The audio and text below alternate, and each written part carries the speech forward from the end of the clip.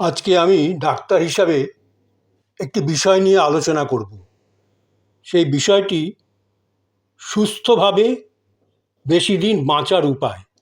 সুস্থভাবে বেশি দিন বাঁচার উপায়। এর মধ্যে একদিন রাজধানী এক্সপ্রেসে দিল্লি যাচ্ছিলাম, আর হঠাৎই আমার পাশে বসা একজন বয়স্ক ভদ্রলোক যাত্রীর সঙ্গে পরিচয় হলো। আর উনি যখন জানতে পারলেন যে আমি একজন ডাক্তার, উনি আমাকে একটা প্রশ্ন করলেন, ডাক্তারবাবু, বেশি দিন বাঁচার উপায় কি? আমি তখন তাকে বলেছিলাম, দেখুন, একটা কথায় তো এর উত্তর দেওয়া যায় না, তবে আমি ওনাকে খুব সংক্ষেপে বেশ কিছু নির্দিষ্ট দিকের প্রতি নজর দিতে বলেছিলাম। সেই দিকগুলি নিয়েই আজ আমি ডাক্তার হিসাবে কিছু আলোচনা করছি। মরিতে চাহি না আমি সুন্দর ভুবনে, মানবের মাঝে আমি বাঁচিবারে চাই। কার কবিতা? গুরুদেব রবীন্দ্রনাথ ঠাকুরের কবিতা। সেই গুরুদেব রবীন্দ্রনাথ ঠাকুরের কবিতা দিয়েই শুরু করি। কবিতাটির নাম প্রাণ। মরিতে চাহি না আমি সুন্দর ভুবনে, মানবের মাঝে আমি বাঁচিবারে চাই। এই সূর্য করে এই পুষ্পিত কাননে, জীবন্ত হৃদয় মাঝে যদি স্থান পাই। ধরায় প্রাণের খেলা চিরতরঙ্গিত, বিরহ মিলন কত হাসি অশ্রুময়। ধরায় প্রাণের খেলা চিরতরঙ্গিত, বিরহ মিলন কত হাসি অশ্রুময়। মানবের সুখ দুঃখে গাঁথিয়া সঙ্গীত, যদি গো রচিতে পারি অমর আলয়।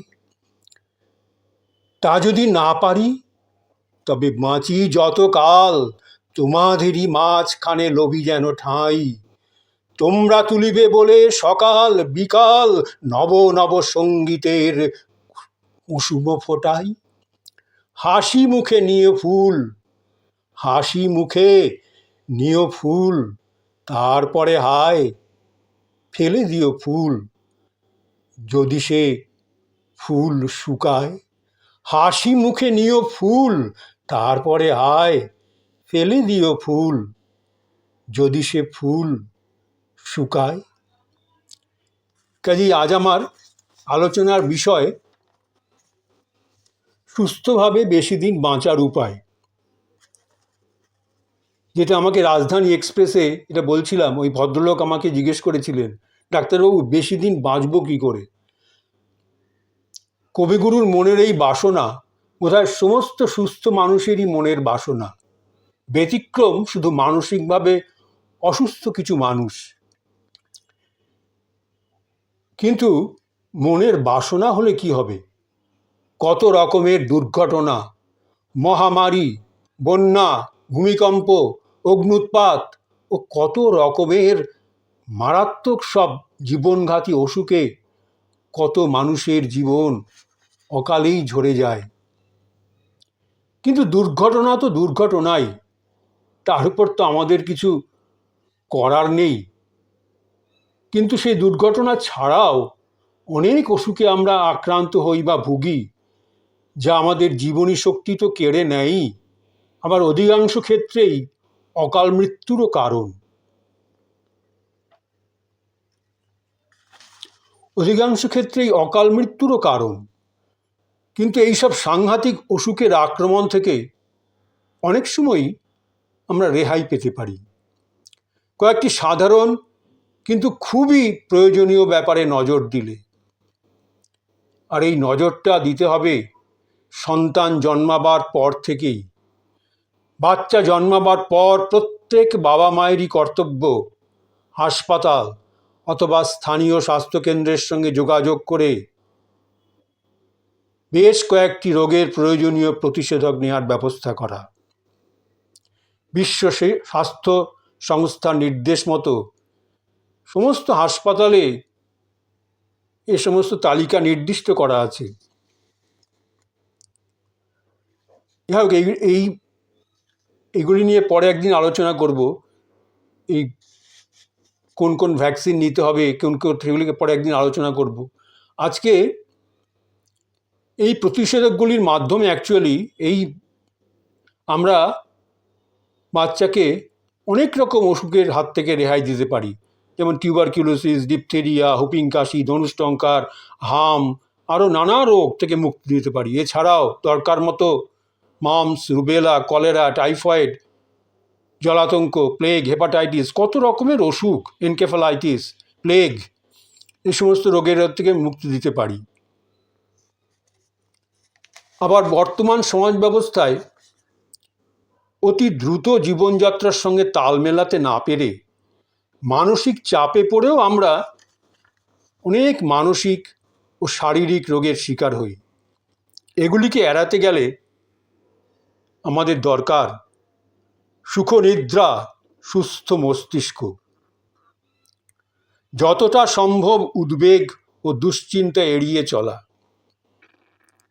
সিগারেট ও মদ না খাওয়া, আনন্দে থাকা,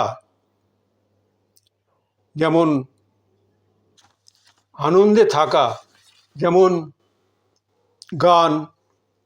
আমরা সবাই গান পছন্দ করি, গান, কবিতা, নাটক, চলচ্চিত্র, কোথায় নতুন জায়গা দেখতে যাওয়া ভালোবাসি, দেখে আনন্দ পাই। কাজে সুখনিদ্রা, সুস্থ মস্তিষ্ক, যতটা সম্ভব উদ্বেগ ও দুশ্চিন্তা এড়িয়ে চলা, সিগারেট ও মদ না খাওয়া, আনন্দে থাকা, শারীরিক যোগব্যায়াম ও রিল্যাক্সেশন থেরাপি, অর্থাৎ একাগ্র মনে একটা নির্দিষ্ট সময়ে চিন্তা ছাড়া কিছু এক্সারসাইজ কিংবা আসন করা, এই সমস্ত আর কি। সুস্থভাবে বাঁচার জন্য দরকার কায়িক পরিশ্রম, সামান্য শরীরচর্চা বা ব্যায়াম, ভোরবেলা একটু হাঁটাহাঁটি, যোগব্যায়াম, সাঁতার, এইসবের মাধ্যমে খুব সহজেই শরীর ও মনকে সুস্থ ও প্রফুল্ল রাখা যায়। বর্তমান যন্ত্র সভ্যতার বিষময় ফল হচ্ছে বায়ু দূষণ, জল দূষণ, শব্দ দূষণ, পলিউশন, সোজা কথা ইংরেজিতে পলিউশন। বর্তমান যন্ত্র সভ্যতার বিষময় ফল হচ্ছে বায়ু দূষণ, জল দূষণ, শব্দ দূষণ। বায়ু দূষণের জন্য আমরা নানা রকম শ্বাসকষ্টজনিত রোগের শিকার হই। জল দূষণের জন্য আমরা অনেক পেটের রোগে ভুগে থাকি। আর শব্দ দূষণ আমাদের শ্রবণ শক্তি ও হৃদযন্ত্রের প্রভূত ক্ষতি করে। তাই সুস্থভাবে বাঁচার জন্য শহর থেকে দূরে দূষণমুক্ত পরিবেশে গ্রামাঞ্চলে বাস করাও কিন্তু একটি পন্থা। যদি সম্ভব না হয়, যতটা সম্ভব দূষণ এড়িয়ে চলা উচিত। সবশেষে বলি, সুষম খাদ্য বা ব্যালেন্সড ডায়েট ও পরিমিত আহার কিন্তু সুস্থ থাকার মূল চাবিকাঠি। সুষম খাদ্য বা ব্যালেন্সড ডায়েট ও পরিমিত আহার সুস্থ থাকার মূল চাবিকাঠি। সুষম খাদ্য বলতে আমরা কি বুঝি? আমাদের শরীরে পুষ্টির জন্য যে সমস্ত জিনিসের দরকার হয়, যেমন প্রোটিন জাতীয় পদার্থ, যা মেলে মাছ, মাংস, ডিম, সয়াবিন ও বিভিন্ন রকম ডালে পাওয়া যায়। কিছু প্রোটিন পাওয়া যায় যেগুলি আমাদের শরীরের পক্ষে খুবই প্রয়োজনীয়। কার্বোহাইড্রেট বা শর্করা জাতীয় পদার্থ, ভাত, আটা, ময়দা, আলু, গুড় ও চিনিতে পাওয়া যায় কার্বোহাইড্রেট। এগুলি খাওয়া খুবই জরুরি। আবার স্নেহ জাতীয় পদার্থ পাওয়া যায় দুধ, ঘি, মাখন, ডালদা, তেল ও চর্বিতে। ভিটামিনস বা খাদ্য প্রাণ, কত রকমের ভিটামিন আছে, এই নিয়ে আলাদা একদিন আলোচনা করব। সেই ভিটামিন, কিন্তু একটা জিনিস মনে রাখতে হবে, প্রত্যেকটা ওষুধে, ভিটামিনস হোক যাই হোক, প্রত্যেকটা ওষুধেরই কিন্তু একটা সাইড এফেক্টস বা তার শরীরে আমাদের ক্ষতি করে। বেশি খেলেও যেমন অসুবিধা, আবার কম খেলেও অসুবিধা। সেই জন্য সেই ভিটামিনস নিয়ে আলাদা একদিন আলোচনা করব। আবার মিনারেলস, কিছু খনিজ পদার্থ, যেমন আয়রন, ক্যালসিয়াম, অনেক কিছু আছে। এবং অবশ্যই বিশুদ্ধ জল, অবশ্যই বিশুদ্ধ জল। নইলে পর জল যদি বিশুদ্ধ হয়, নানা রকম অসুখে আমরা ভুগে থাকি। মোটামুটি এই পদার্থগুলির একটা নির্দিষ্ট পরিমাণে খাওয়াকেই সুষম খাদ্য বলে। আবার বলছি, মন দিয়ে শুনবেন, সুস্থ থাকার মূল চাবিকাঠি কিন্তু সুষম খাদ্য ও ব্যালেন্স ডায়েট। সুষম খাদ্য বলতে আমরা কি বুঝি? আমাদের শরীরে পুষ্টির জন্য যে সমস্ত জিনিসের দরকার হয়, যেমন প্রোটিন জাতীয় পদার্থ, যা খেলে মাছ, মাংস, ডিম, সয়াবিন ও বিভিন্ন ডালে যা মেলে। কার্বোহাইড্রেট বা শর্করা জাতীয় পদার্থ, যা পাওয়া যায় ভাত, আটা, ময়দা, আলু, গুড়, চিনি, সব মিষ্টি জাতীয় অন্য সমস্ত যা আছে। ফ্যাট বা স্নেহ জাতীয় পদার্থ, দুধ, ঘি, মাখন, ডালডা, তেল ও চর্বিতে। ভিটামিনস বা খাদ্য প্রাণ, অনেক রকমের ভিটামিনস আছে, আমি আলাদা একদিন আলোচনা করব এই নিয়ে। অনেক রকমের ভিটামিন আছে, কিন্তু প্রত্যেকটি ভিটামিনের কিন্তু বেশি খেলে তার ক্ষতি, কম খেলেও ক্ষতি। কাজেই নির্দিষ্ট পরিমাণে খাওয়া অবশ্যই জরুরি। মিনারেলস বা কিছু খনিজ পদার্থ, যেমন আয়রন, ক্যালসিয়াম, আরও কত যে আছে সেটা একসঙ্গে আলোচনা করবো, ভিটামিন, মিনারেলসের এই সমস্ত জিনিস নিয়ে। এবং অবশ্যই বিশুদ্ধ জল, অবশ্যই বিশুদ্ধ জল, এর কোনো বিকল্প নেই। মোটামুটি এই পদার্থগুলির একটা নির্দিষ্ট পরিমাণে খাওয়াকেই সুষম খাদ্য বলে। এই পদার্থগুলি আমাদের শরীরে শক্তি যোগায়, শরীর সুস্থ রাখে, স্বাভাবিকভাবে আমাদের বাড় বৃদ্ধি ঘটে ও নানা রোগের আক্রমণ থেকে আমাদের বাঁচায়। কিন্তু আবার বলছি, এগুলি বেশি খাওয়াও খারাপ, কম খাওয়াও খারাপ।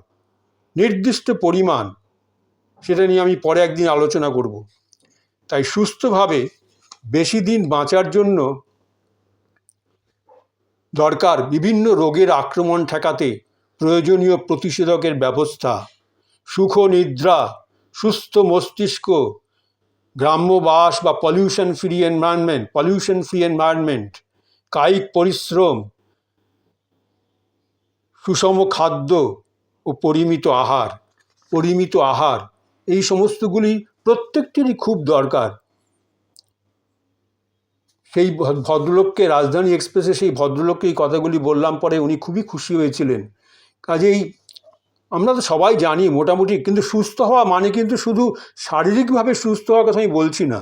মানুষকে আমরা তখনই সুস্থ বলি যখন সে শারীরিক ও মানসিকভাবে সুস্থ। আমরা সবাই মোটামুটি গান, কবিতা, নাটক, চলচ্চিত্র, নতুন বেড়ানোর জায়গা দেখতে ভালোবাসি ও দেখে আনন্দ পাই। কিন্তু আপনার হয়তো পিঠে ব্যথা, পায়ে ব্যথা, মাথা ব্যথা বা অন্য কোনো অসুখে আক্রান্ত, তখন তো আর এইগুলি ভালো লাগবে না। আর আপনি আস্তে আস্তে মানসিক রোগেরও শিকার হতে পারেন এই সমস্তগুলির অভাবে। সেই জন্যই বলছি, সুস্থ থাকার মোটামুটি কয়েকটি মূল চাবিকাঠি বললাম, পরে এই বিষয়ে বিশদে আলোচনা করব। আমি আবার বলছি, সুখ নিদ্রা, ভালোভাবে যাতে ঘুমটা হয় সেটার জন্য কি কি করতে হবে বললাম।